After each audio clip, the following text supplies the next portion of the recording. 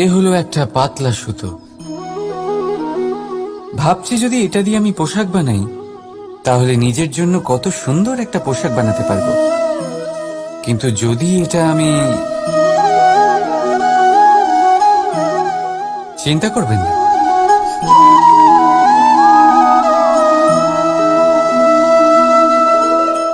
দেখুন এই সুতো জোড়া লেগে গেল। শুধু পার্থক্য হচ্ছে এটাই যে আগের মতো এটা আর সরল নেই, আর এটার দৈর্ঘ্য আগের থেকে কিছুটা কমে গেছে। এই সংসারে প্রেমের সাথেও ঠিক এটাই হতে পারে। প্রেমের এই সুতো যা দুই মানুষকে একসাথে বেঁধে রাখে, অহংকার আর স্বার্থের আঘাত সে সহ্য করতে পারে না, ছিঁড়ে যায়। চেষ্টা করলে আবার এই সম্পর্ক হয়তো জোড়া লাগতে পারে, কিন্তু তা আগের মতো কখনোই থাকে না, কারণ মনে গিঁট পড়ে যায়।